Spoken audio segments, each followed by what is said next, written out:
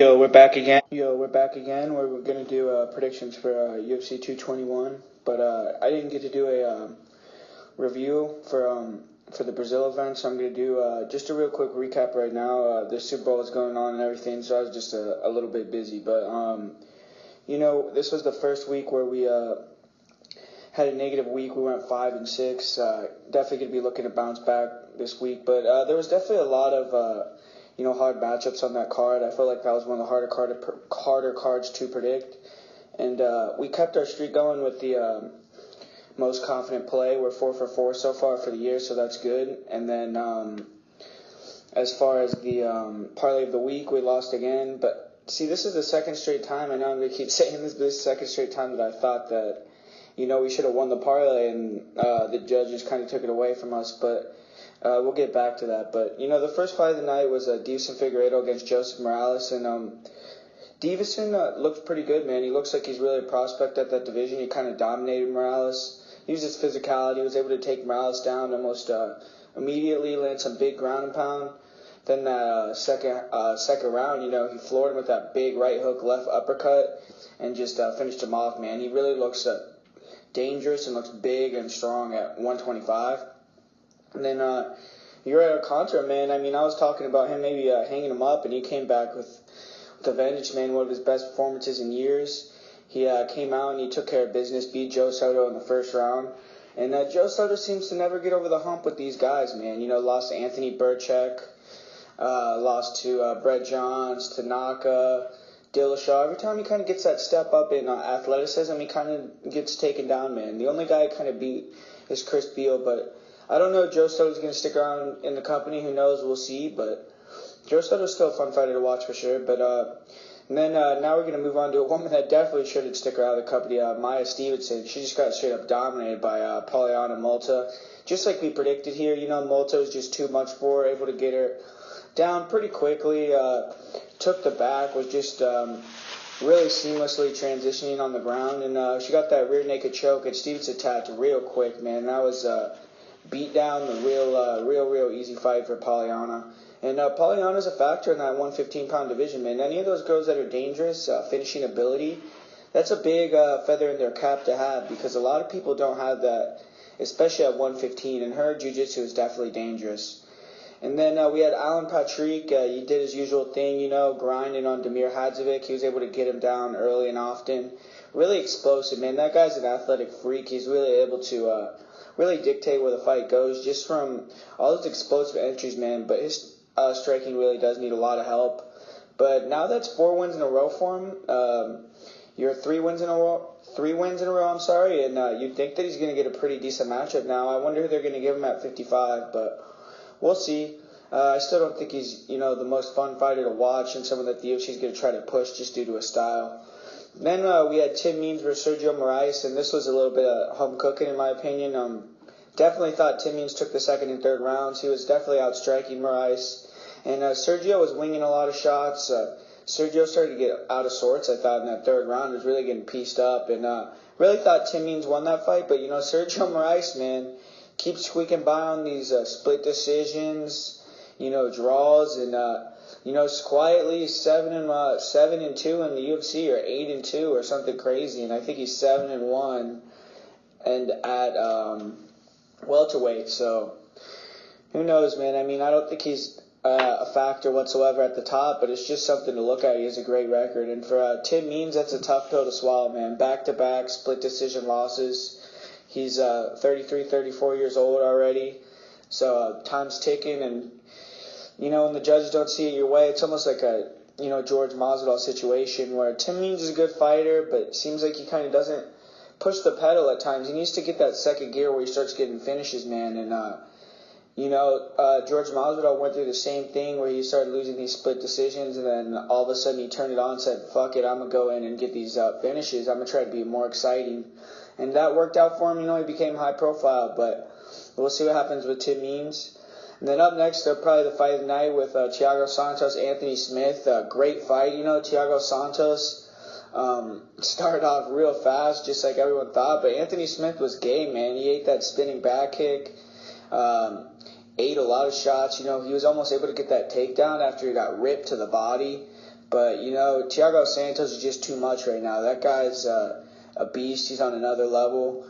And with that many wins in a row, all by TKO, man, he definitely needs to get a step up. Like he was saying, he wanted a top 10, top 5 guy, and I think that he earned that, man. 4 straight knockouts, looking like he does, man. He's a straight destroyer. Definitely someone that, you can get behind, man, as a real threat in this division at 185. So, really fun guy to watch. And for Anthony Smith, showed a lot of heart. Wasn't a bad loss at all, in my opinion. I think he'll bounce back strong. Definitely looks like someone that's an interesting prospect as well. Even though he's a little bit older, got knocked out quite a few times, I never think that he'll reach the pinnacle, reach that top 5-esque position. But he's definitely someone that could put on fun fights, get some knockouts, and definitely someone that you want to stick around in the UFC. And then we move on to Douglas Silva de Andrade, or TRT Vitor, I don't know who it was, against Marlon Vera. I mean, that guy looked like he was on all the juice, all the medicine in Brazil. I mean, that guy looked incredible. But, Marlon Vera, same thing, man, where he just doesn't seem like he wants to pull the trigger early. And Douglas Silva de Andrade was just on fire, didn't get tired, throwing wicked combinations. I mean, if that guy shows up every time that he fights, he's a fucking tough out at 135, man. That guy was a beast that night. So Douglas Silva de Andrade is really impressive. And then Timothy Johnson, he stopped that hype train to Marcelo Golm. I was kind of thinking that, I kind of said that on the breakdown, but I ended up going with Marcelo Golm. I just thought that maybe it was going to be a little too much. Timothy Johnson was going to grind him, and that's what he did, man. He was able to grind him against the cage and win a pretty dominant decision. It wasn't even that much damage that he took, And Tim Johnson, once again, gets another win versus a prospect where the UFC is trying to, I don't know, test him, try to put him over on Tim Johnson, and Tim Johnson closes the door and says, you're not going to get put over on me, and he stays in the UFC and going to get another matchup, he's hovering around that top 10 area. And for Marcelo Golm, he's still a good prospect. He didn't gas quite as much as I thought, and he showed some good skills in there, so I think he's still going to be coming back strong. And then up in the next fight, man, just really had a bad taste in my mouth with Desmond Green and Michel Prazeres. Prazeres is just really unprofessional, man. I mean, 3rd time that he's missed weight in his last 4 fights. He missed it by a big margin. And then they had a agreement for him to come in 173 on fight night. Came in at 180, so he was even 7 pounds higher than that. Desmond Green was saying that he was around 164 pounds. And you could really tell in the fight, man, Prazeres was getting out-wrestled early. And if you know anything about jiu-jitsu, anything about grappling, when you get top position, that weight to be able to hold someone down, if they're way bigger than you, much stronger than you, it's really hard to hold someone down. It's really hard. It makes a big impact. And to be almost 20 pounds heavier than someone, I don't think there's any way that Prazeres would have won that fight without the aid of that. I thought Desmond Green was looking pretty sharp. I actually think Desmond Green had a solid performance, and Prazeres is going to get ate up at 170, man. He's too small, and I hope he does, man. He really deserves to get taken down a peg or two, in my opinion. I thought that was just really disrespectful, and props to Desmond Green for taking that fight, man. But up next, we had Valentina Shevchenko against Priscilla Cachoeira, and Valentina just did what we thought, right? She straight up dominated her. I think it was like 291-3 was the strike count, and terrible performance by Yamasaki, man. He definitely should have stopped that earlier. You could even stop that in the first round, man. Priscilla had absolutely nothing for her, and when she was getting beat up in that crucifix, that was really hard to watch. I don't know if Mario had the over 2.5 rounds or something, no idea, but man, that was really rough, and I hope Priscilla's doing okay, and Valentina definitely deserves that shot at Nico Montano.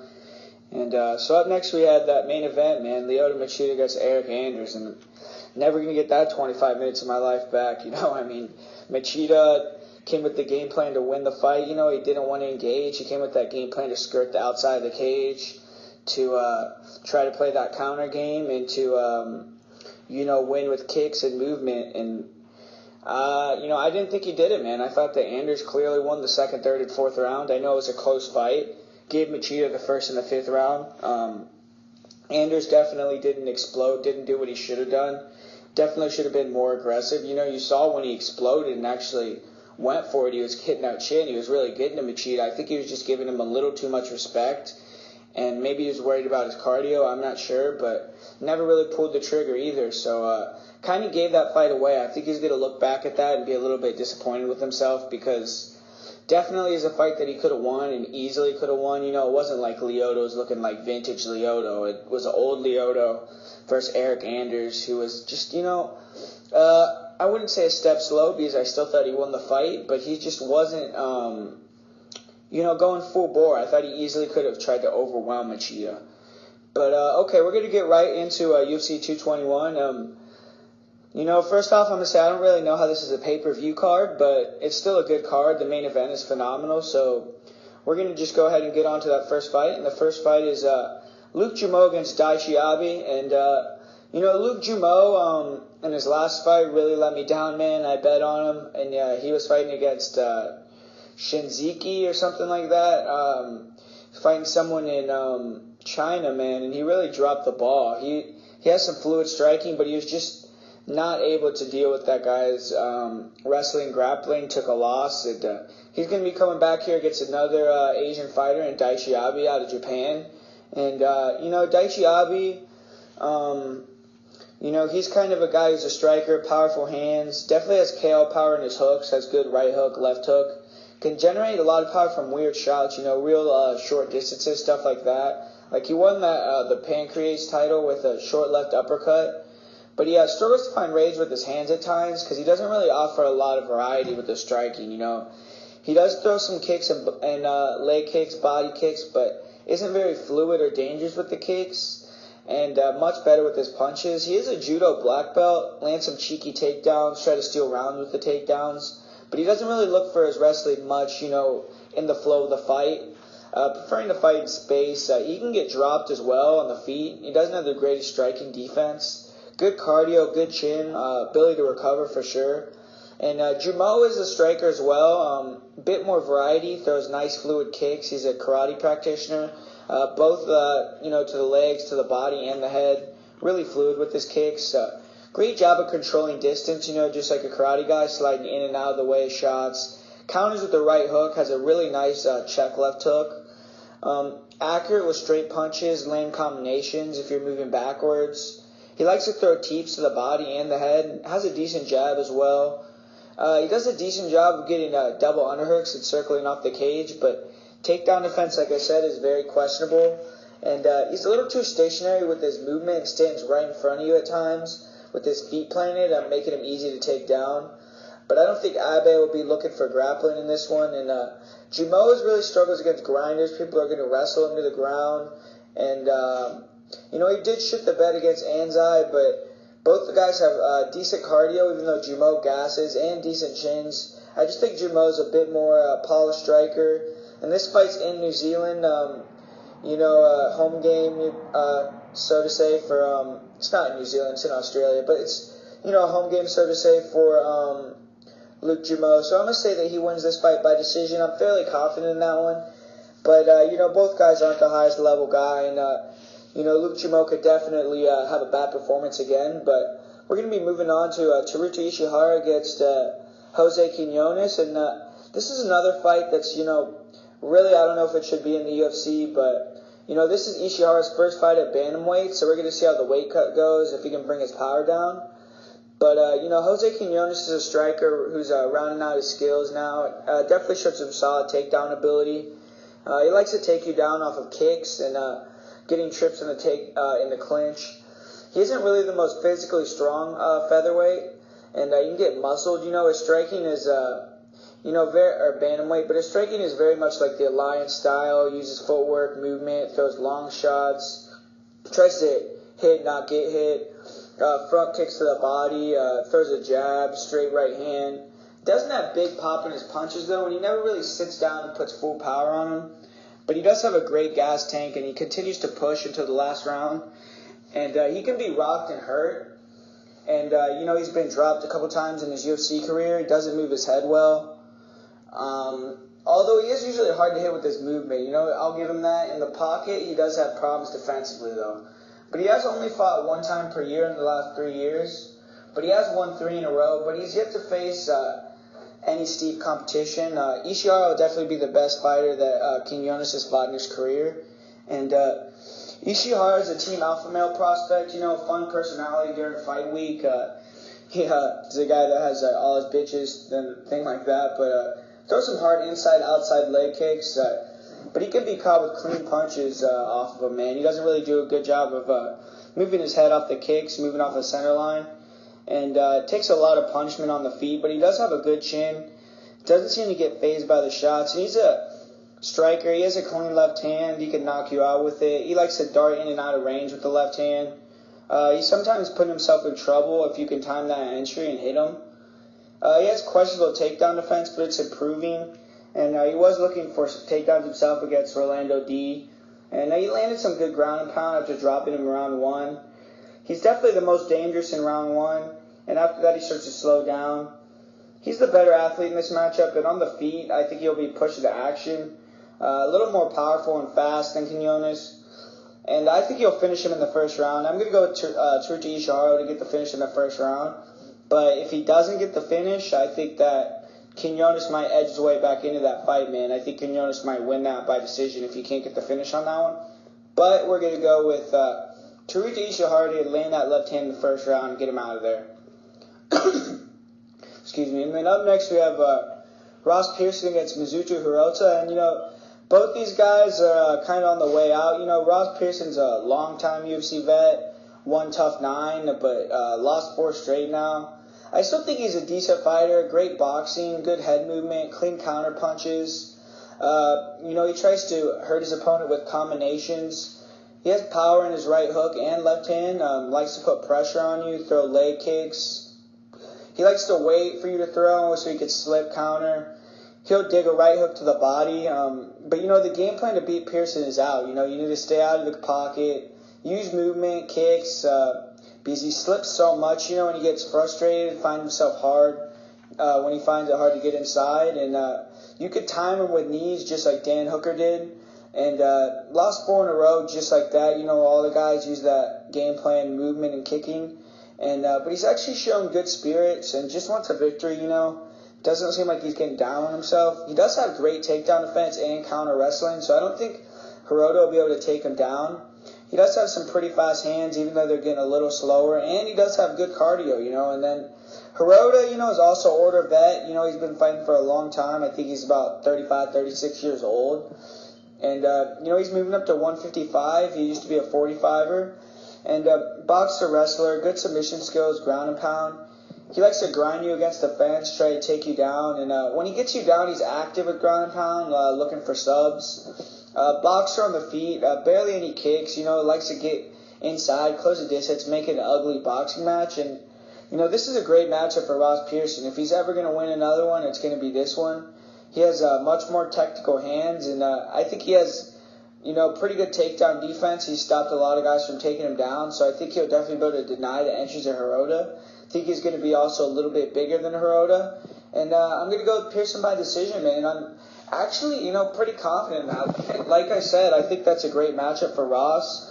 And, even though Ross is on the way out, Hirota's on the way out too. And Hirota was looking on death's door against Volkanovski at the weigh-in, so it's good they moved up to 45, or 55. But, he's at the end of his rope too. He's actually 3 years older than Ross Pearson is. Ross Pearson's only 33, even though it seems like he's been around for forever, which he has. But, I'm going to go with Ross Pearson in that one. I just think that Hirota doesn't have the game plan to beat Ross Pearson. And up next you have Jussier da Silva, Formiga against Ben Nguyen. And this is a hell of a fight right here, man. This is one of the best fights you could make at 125. 2 of the best fighters at 125. Ben Nguyen is extremely dangerous. One of the best finishers in the whole division. Clean striking, great angles, stance switching, big head kicks. His head kicks are nasty, man. He can really hurt you with them. And puts him at really weird angles off of combinations, does it off of slips. He really sneaks that head kick in there. And does a great job of keeping his range, but he can be clipped in the pocket. But he does have a good chin. He'll walk through your shots. Sometimes he likes to brawl. He does have questionable takedown defense. I think he kind of likes to be a scrambler too much, tries to take the back. But he does a great job of that. And he can take the back from weird positions. And definitely has good cardio. But I think he needs to completely get away from scrambling with Formiga and doing anything on the ground. Formiga's, one of the highest level jiu-jitsu black belts in the UFC. And one of the best backpacks, man. He's kind of like the Damian Maia. And when he gets on your back, it's almost impossible to reverse position. Ray Borg was actually able to do it a few times, which was very impressive. But he actually doesn't get the rear naked as much as you think. He just kind of holds the position. He also has great scrambling ability, good takedown defense. But he doesn't shoot much and only really goes for body locks on the feet. But he's definitely much improved on the feet, has great leg kicks, and very mean potato striking game, throws tight hooks. Pretty good spinning back fist, actually. Isn't that high volume on the feet, though. And, he's had a long stretch of fighting against grapplers, man. He's fought 8 grapplers in a row with good success. He got finished by Joseph Benavidez and then lost to Ray Borg, but he's 6-2 against those 8 grapplers. But, he has gotten finished by Joseph Benavidez and John Dodson. And Nguyen's been looking amazing lately, man. 4-1 record in the UFC, 3 finishes in the first round. Nguyen's Australian native, so he's going to have the crowd with him. And I think if he has a good game plan, keeping the distance, striking and not grappling, I think he could finish Formiga, man. And I'm going to go with Ben Nguyen, second round TKO. And I think he's going to be able to keep that distance, and I think he's going to get a real nice win for himself. And I think that's going to be the highest profile win of his career right there. Just after beating Tim Elliott, too, so he's going to be on quite a run. And then up next we have Jeremy Kennedy against Alexander Volkanovski in a very, very interesting fight. I was actually leaning towards Jeremy Kennedy before I started doing my tape study because I was just thinking, Volkanovski could easily be a 35er. And I remember Kennedy going up to 55 and really manhandling. I can't remember who he was fighting, but he same guy that fought Paul Felder as well in the UFC, but really manhandled him in the clinch, and Jeremy Kennedy is a grinder, man. But both these guys are really, really, really good prospects. Kennedy's 11-0, Volkanovski's 16-1. He's won 13 fights in a row, and Kennedy is this is going to be a home game for Volkanovski. It's going to be in Australia, but Kennedy's a grinder, man. He likes to push you against the cage, use doubles and tricks to take you down, hold you down. He's a kind of a lay and pray guy, but will work occasional elbows, keeps the position well. Looks for takedowns early and often, man. Like I said, he's a grinder. Stays glued to you. When he gets a hold of you, man, you're not going to get out of his grips very easily. And he's always wearing on you. He's not letting the fight be at distance. He does have better striking than when he first came in, but he still never moves his head. Struggles with explosive overhands off straight punches, and throws a jab. He throws his straight punches, but I don't think they have much power. Doesn't throw leg kicks, and he's still very green on the feet, doesn't have the greatest defense. He was dropped twice by Honey Jason with flying knees. He has great cardio, though, and you can wrestle all day, and usually he'll tire you out, and by that third round, he could take you down pretty easily. He doesn't have many submissions, though, and just opting to grind you out, and he's a big featherweight, and Volkanovski is a smaller one, Volkanovski's going to be 5 inches taller, but they're going to have the same reach, but Volkanovski is definitely the faster, more explosive guy. And I think he actually had the power advantage, even though he's the smaller man in this fight. And he's more active in the grappling positions, more diverse on the feet. Throws kicks to the legs and the head. He likes to close the distance with hard overhands, which I think could be a factor in this fight. Good pressure, making the cage small. He'll push you against the fence. Overhand right is real powerful, and good trip takedowns. On top, he likes to get the back, ground and pound. Both guys do a good job of exiting with shots out of the clinch, but I think Volkanovski is just a little bit better at it. He'll throw some spinning back elbows, short hook off the exits, and he's fought one against some very big guys, Anton Shafir, he fights at 170, fought in the UFC. He does have solid cardio as well, and I don't think he'll be fazed by the size of Kennedy. I think he's the better striker and more explosive wrestler. I think he's going to land hard overhands on the feet. Off of Kennedy's lazy jabs, and I think he really could finish Kennedy, man, round 2 or 3. Kennedy has been very vocal online about not liking the weight cutting procedures in Australia. I saw him talking about how he's going to have less than 24 hours to rehydrate because they're doing the weigh-in the night before, and then due to them wanting it to be playing in prime time in the U.S., they have the fights in the morning. So he's going to be weighing in Thursday night, and I think that they fight, Saturday at 9 a.m. or something, or maybe Friday morning they fight Saturday at 9 a.m. So I think that they don't have the Thursday night weigh-ins. So it's going to be, very close to 24 hours or less than 24 hours. And like I said, he's a very big featherweight, so I think that's going to play a big factor. And, I just think that Volkanovski also has been having a lot of injuries. He said that he had bulging discs in his last fight. So I think he hasn't really shown us his full potential. I really like him as a prospect as well. So I think Volkanovski's going to win. And I'm pretty confident about that pick as well. And then up next we have a really, really fun fight. It's going to be the first fight for Israel Adesyana in the UFC. This guy's the number 6 glory kickboxer in the world currently, so he's someone that's still, he's not one of these kickboxers that failed in kickboxing and now they're a little bit older coming to the UFC. No, he's the number 6 middleweight in the world right now for glory. Extremely technical, dangerous stand-up. His stand-up is on another level than in his MMA opponents, man. He's a technician.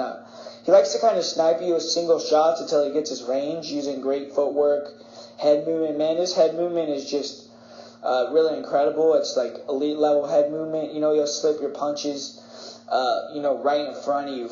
He just by inches, man, and come back with punches. Nice long straight shots. He has hard leg kicks, and he'll go high with the head kick. He is creative with the strikes as well. He'll use the cage to jump off the cage. Nice spinning techniques. Great step-in knee. Really good left hook to the body that he ends fights with. Really does a great job of going high-low, and he's 11-0 since going pro in 2012. But it wasn't really until 2015 that he really went full throttle in the UFC. Or in MMA, I'm sorry, and he has fought some good competition. He's been fighting over in China. He fought some Russian wrestlers. He's fought a Ukrainian guy with a record of 41-9, and he's also beaten Quinonez, who's just recently got a win in the UFC. He KO'd Melvin Gillard. His head kick is extremely dangerous. Really nice tight elbows, and what I really like about him, man, is his quiet confidence and just calmness, man. In the cage, even in bad moments, you'll see sometimes when these strikers get taken down, they get very nervous. But he's just calm, composed, never goes crazy, doesn't lose his technique, and doesn't cast because of that either, And I'm not really positive about his grappling chops, but I did see that he was taken down and able to get back up, and he even got his back taken, but he stayed calm, used good technique, was able to get the guy off. And he's very long and big as well, and I think he could really inject some life into this 185 division.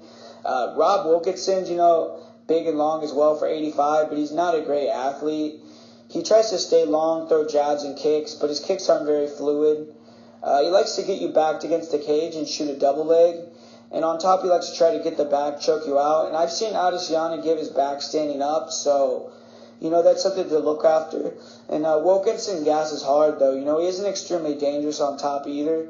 And I don't think he'll finish Adesyana if he takes him down. I think Adesyana's calm, will stay cool. And even if he gets taken down in round 1, even if he gets his back taken, I think he'll stay calm.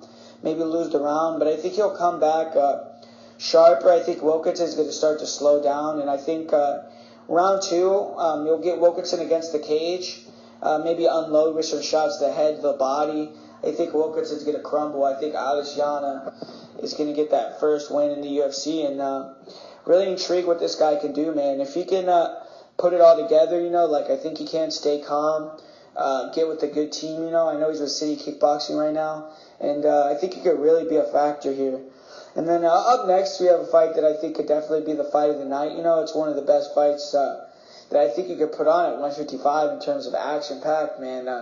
Damian Brown against Dun Young Kim, and this should be a war, man. Like I said, Damian Brown's a former infantry soldier in Australia, and he's tough as fuck, man. Tactical brawler, moves forward, heavy pressure. He throws nice combinations, great timing on his right hook, and has some pretty good pop on it.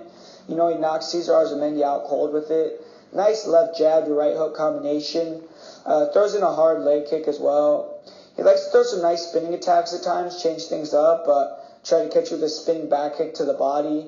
spinning kick to the head, He tries to try to get you to circle against the cage with that a lot as well, I feel like. And he just loves to fight, man. He'll come forward, take shots.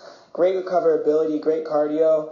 Actually has a solid takedown wrestling game, which is, something I think you should try to use, especially in round 1. On top, he pretty solid with his attacks, submissions. He has some pretty good submissions off of his back as well. He attacks with the Kimura. Good elbows inside in his last fight. And he'll dive on that rear naked choke, man. He had a war and a great fight with Frank Camacho, but he's coming off of back-to-back losses, so his back's against the wall here. And, Kim is a warrior too, man. He likes to stay in the pocket, wing punches. Has a fantastic chin, never takes a step backwards, even after he gets tagged, And his best punch is his left hook. He has power on it. He looks for it on the counter a lot. Judo black belt as well. Solid control in the clinch. Good trip takedowns. But he doesn't have the greatest top control. He lets people get back up. He has a nice uppercut. Pretty good cardio. Good recoverability. Very good, actually. He's a little reckless, leave himself open and get tagged. Both guys do. But, he stands up very tall after he gets hit. That's something that I don't really like in his defense. And even with his judo black belt, he can still get taken down himself at times. And he doesn't move his head. He'll stand right in front of you, so he's susceptible to straight punch combinations. Like when he went to war against Marco Polo Reyes, he's getting tagged by that. He has solid chokes, and, he's been a little bit smarter recently. He grinded out Brendan O'Reilly, did a good job of taking the back. He got a bit tired versus O'Reilly, in round 3, and actually ended up being a very close round.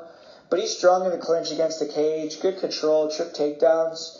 And then in his last fight, he got a gimme fight where he fought a very old Wash Gomi. Had a nice left-hand KO, and, Gomi got cut from the company. But Gomi's done, And I just think Brown is a better striker on the outside, and he's better on the floor as well.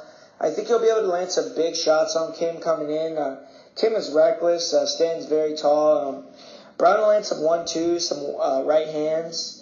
And I think he'll get a decision, but this is one of the closest fights on the card, man. This is very interesting, so I could easily see Danyang Kim also pulling it out. But I'm going to go with Damian Brown here by decision. And then up next we have Safarov against Tyson Pedro, Safarov. And Safarov is a tough Russian, man, but he doesn't seem to have the same wrestling as like the other Dagestanis. He actually prefers to strike. And he's been training at Mark Henry's gym. He has decent takedowns in the clinch against the cage. He'll get a single or a leg reap takedown. He struggles to control on top, though, but he does have some rear naked choke wins. He seemed a little lost off of his back and lost in round 1 in the fight I watched him versus Rodney Wallace. He got his back taken twice and very wild and aggressive on the feet. Throws powerful looping shots with both hands. Definitely has KO power. He puts too much into his shots. He'll get off balance if he misses. And he ducks his head all the time, so you could easily catch an uppercut on him. He throws a shovel hook, kind of like the Russian-style hook like Fedor. He'll walk forward eating punches, crazily swinging, man. Tries to stick a jab out. He doesn't throw kicks much. He has a decent takedown defense, though. And he'll actually reverse and get on top himself if he can. He is tough. He has a great chin, and he'll take a beating and keep coming forward, man, and making him dangerous. His opponents get tired, beating him up, and comes back and finishes him. So he came into that Volante fight, and same thing almost happened, man. He was getting crushed. His leg was getting smashed, but showed great toughness and came back, dropped Volante a couple times before eventually getting finished in that fight. But he showed his grit, and on top he has heavy ground and pound. But he isn't the greatest athlete, doesn't have good technique, and he just kind of gets by with toughness, cardio, and power. Sometimes that's all you need in the higher weight classes, but he's now starting to fight people that are a little bit more technically sound, so he's going to have to get a little better than that. I thought it was 1-1 versus Rodney Wallace, and then Rodney Wallace just quit in between rounds. And that was the fight that got him into the UFC, and then he had the fight against Volante. And then Tyson Pedro, I just think, is the better fighter. He's very fluid, tricky striker. Uses a lot of feints and movement. He throws off what you're trying to do. He's trying to read openings. He's dangerous with knockout power, solid right hand. High kick is very dangerous. Great kicks. He's very fluid with his kicks to the body, the head. Great knees to the body. He'll go high to the head in the clinch with the knees as well. Really nice low calf kick, and he should be effective in this fight with that. He has solid takedown defense, and actually has some good grappling himself, getting the double leg, and he's able to get up and scramble. He had a close fight with Ilir Latifi in his last fight. I thought it was a good performance, but he was grinded out. He was able to get up off bottom early, showed some tricky stand-up. He submitted Khalil Roundtree after he got rocked with the right hand. He was able to submit him with the rear naked choke. So he definitely has a calmness about him, good chin. He's definitely a prospect at 125, good cardio. He's going to be fighting at home, and I think he just should get the job done. He's the much better, cleaner striker. Good opponent to show that off with. Saperbeck is extremely willing to stand and throw, and he'll come forward. He'll leave openings for Pedro. Pedro should get Safarov out of here early. I think it'll be a first-round TKO. And even if Safarov can hang around, I think Pedro's a better striker and a better grappler, and I think he's just going to have a better gas take as well.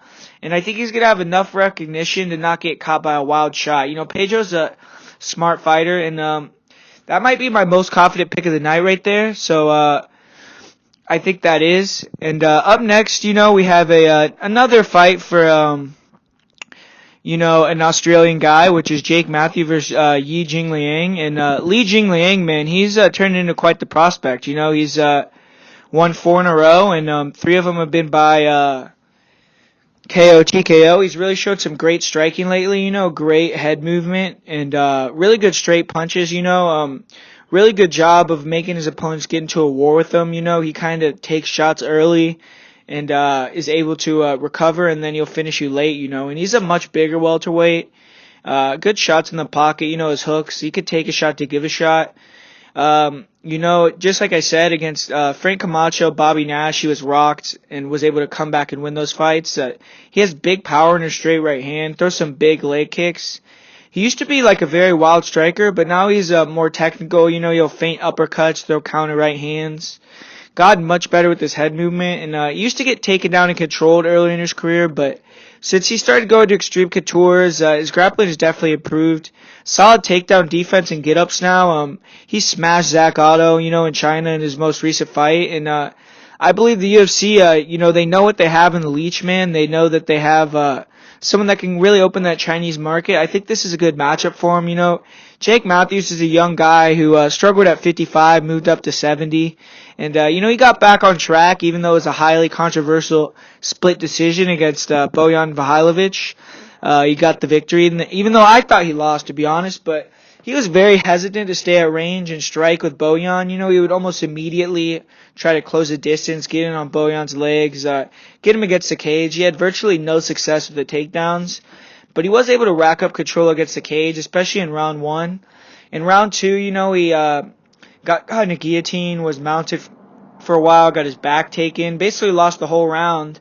And round 3, he got his back taken again. I thought Bojan got robbed. Matthews was able to reverse and land some ground pound late, but I just didn't think it was enough, and he seemed extremely nervous to strike with Bojan at 170, and I just think that Lee is even better striker than Bojan, so I think he's going to be even more hesitant to strike. This fight is in Australia again, so you have to be a little bit worried about the screw job, And Jake Matthews has only won 2 decisions, and the last one was a robbery. And I think all the competition that he's finished in the UFC have been very poor. Deshaun Johnson, Wagner Rocha, Akbar Areola. The only guy that I kind of respect out of that was Johnny Case. And I think to win this fight, he'll be able to take down Leach and hold him down or hold him against the cage. He's not going to win a fight on the feet. On the feet, he likes to use a lot of movement. When he strikes, tries to dart in and dart out. He leaves himself open to be timed and countered doing that. And he knows it. So I think that's why he's very hesitant to strike.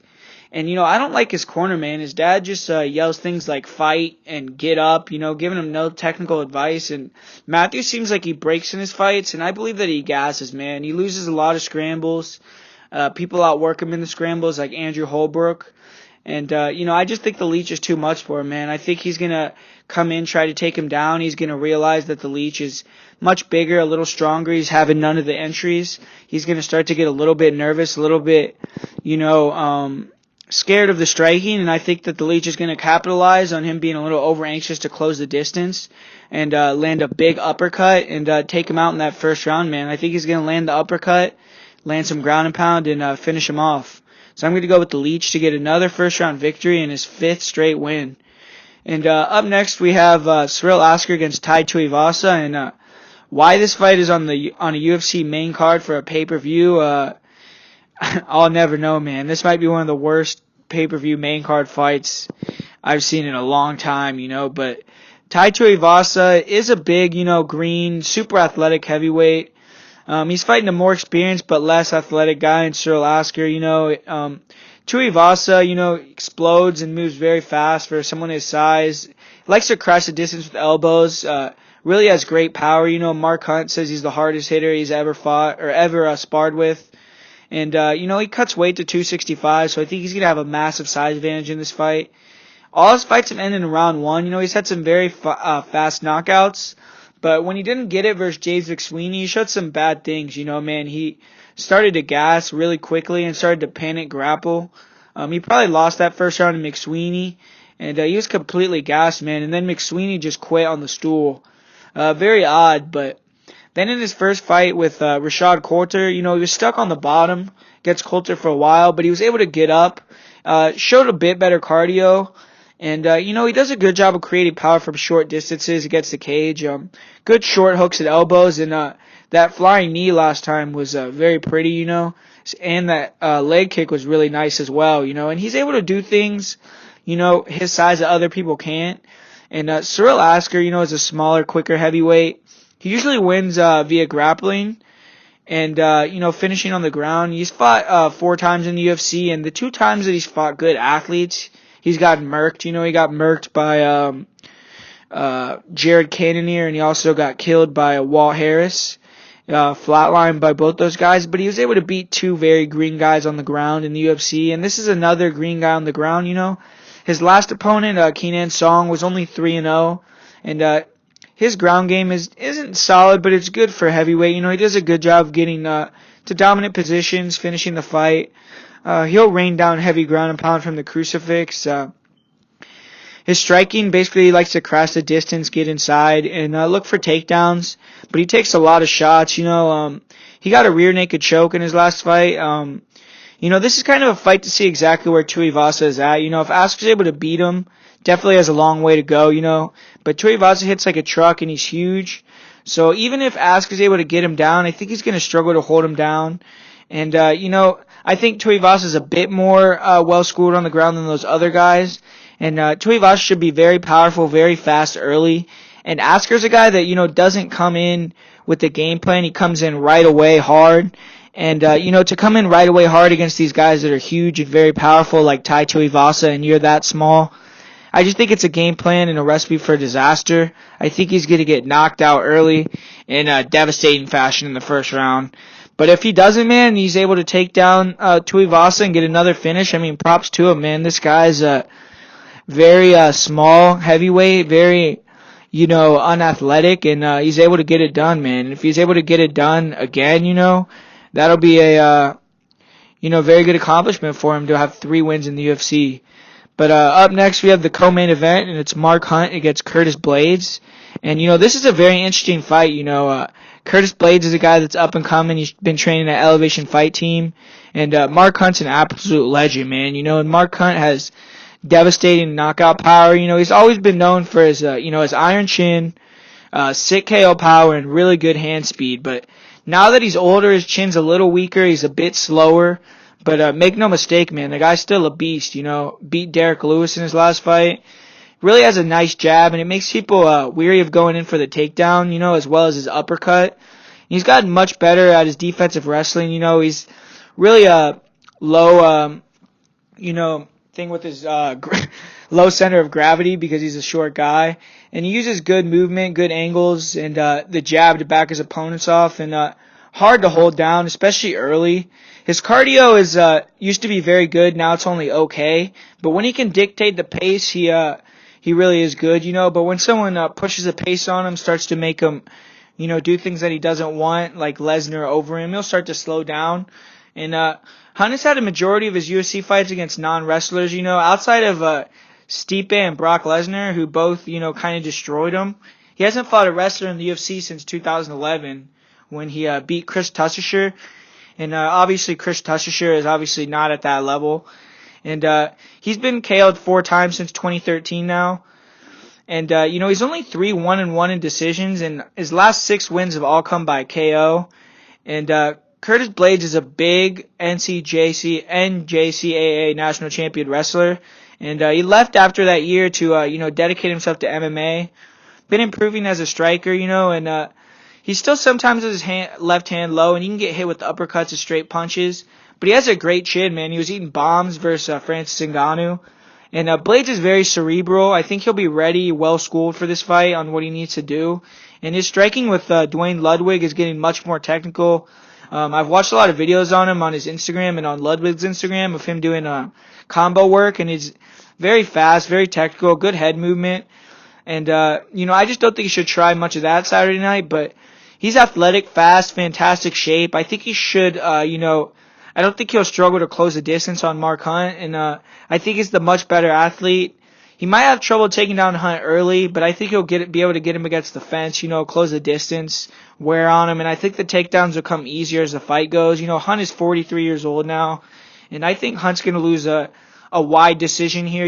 Hunt in his last fight kind of got a lucky fight where he fought Derek Lewis, who had a back injury, and he was able to completely dictate the pace of his fights. And, Hunt's last few wins are a little suspect to me. He beat Lewis, who was hurt, old Frank Mir, Bigfoot Silva, and old Roy Nelson. I mean, those are his last wins there. And I don't think any of those guys are at the level of Curtis Blaydes. And this is another fight that I'm pretty confident in. I think Curtis Blaydes is going to be able to go in there and kind of school Mark Hunt, man. I don't think Mark Hunt has anything for the takedowns of Curtis Blaydes. And so up next we have Yoel Romero against Luke Rockhold in the main event, and goddamn, this is a great main event, man. And I'm kind of seeing this a little differently than everyone else. I see a lot of people that think if Yoel has to win, it's going to be early, it's going to be by knockout, and it's going to be devastating, right? And that's how a lot of his fights go, where he wins by knockout early or he wins by knockout late, in that third round. But it seems like he always kind of has that style that's a little bit patented for Rockhold striking, where he kind of likes to stay on the outside, dart in and dart out, use explosive movement, explosive entries to kind of like get inside and really put it to his opponent with big shots, and he definitely has KO power. His flying knee against Chris Weidman was absolutely devastating. His KO of Machida. When he gets on top of you, his ground and pound really is very devastating. He's able to really control people on the ground as well. Against Whitaker, that was some very high-level wrestling, man. He was able to take down Whitaker quite a few times.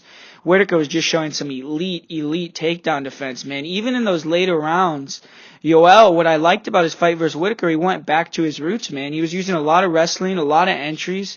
I know people were saying he got tired, man, but it's like he was timing perfect takedowns, and he was getting deep on double underhooks and really driving, and Whitaker was just using perfect takedown defense, man. That guy's a wizard with his takedown defense, and I don't think Rockhold is at the level of Whitaker with his takedown defense. Rockhold in his fight against Chris Weidman was getting taken down rather easily, and I love the way that Yoel Romero, I mean, everyone shits on his cardio, man, but even in those third, fourth rounds, he was getting deep double underhooks, deep in positions for takedowns, man, and Whitaker was just able to shuck him off, man. But if he wasn't able to shuck him off and Romero's able to get on top of you, get that 15, 20 seconds of rest, even if you're able to get back up, that's huge, man. And I know Luke Rockhold on top is probably the best top guy in MMA. I mean, I really believe that. On top, his jiu-jitsu is just devastating, but I think that he struggles with really explosive athletic guys. He struggled against Vitor Belfort. Bisping isn't really explosive, but he's able to get inside quickly. He landed that left hand and out went Rockhold, man. He's really, I think, struggles with people that are able to, get inside quickly, land shots, and I think that Romero's going to be able to take him down, man. And I'm really confident in this. I know a lot of people just really seem to really struggle with Yoel's cardio, but I'm the opposite, man. I think Yoel's cardio is fine. I don't think it's bad at all. I think that he does a good job of